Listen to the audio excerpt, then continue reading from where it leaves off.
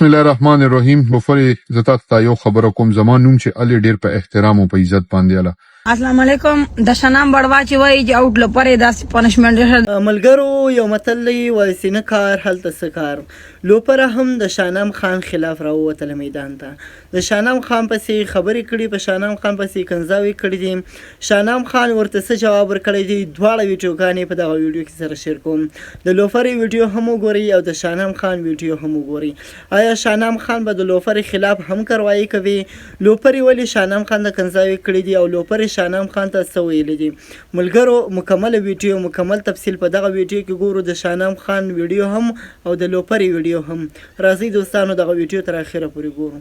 بسم الله الرحمن الرحیم. بفر زتا ته یو خبره کوم. زمان نوم چې علي ډیر په احترام او په عزت باندې اله. مونږ عزتدار خلک یو، په عزت پیګو. ستاسو په شانته بی عزت کم مسل غټیا خلک مونږ نیو. زتا ته دا بار خبره کوم. ته دا وی چې ټیک ټاک ته اجازه درکړې دي.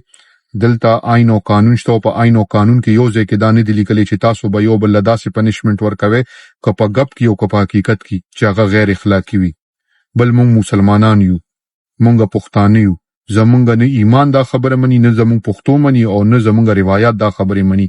دویمه خبره، ته چې کم دا الفاظ چناو کې کنه نو دا ډیر په طریقه باندې کوه. مونږ ټیک ټاکران نیو چې ته دا زمان نوم سره دا کم دویم لفظ استعمالې نو زه ته دا یو خبره کوم چې زه هر څه برداشت کوم، خو ګورې کنځلې زه نه برداشت کوم.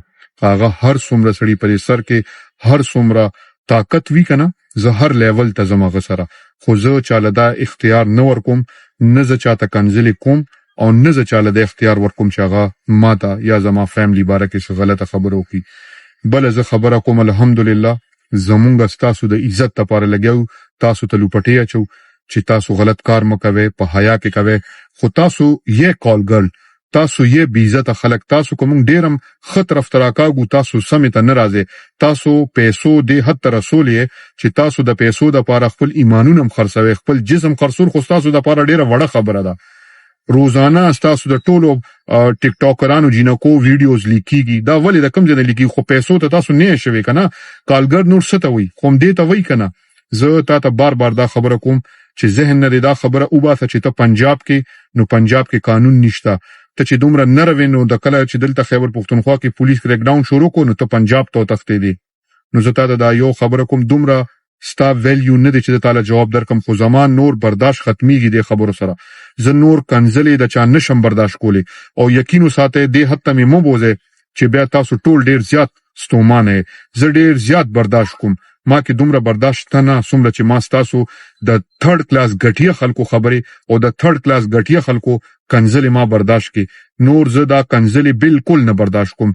دا ما د پښتو د غیرت د پاره کول.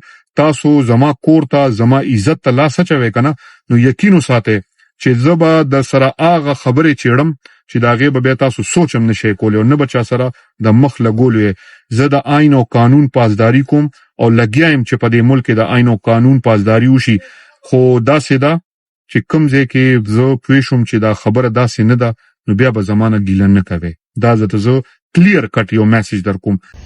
السلام علیکم. د شنام بڑوا چې وای چې اوټ لپاره داسې پنشمنت ده نو الحمدلله ما داسې پنشمنت صرف او صرف ویورشپ ده پاره یا شو ما ورکول نه سیدو دومره بے غیرت زنه ما سیدو.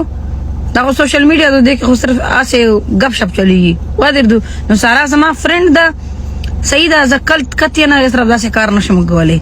ما فرند مونږ صرف او صرف گیم یشو جست گیم پیسو ده پاره مشو. ودر دو سیدو اور بس گیم وشو ما سره پنشمنت نو هم نه ده خاص دي.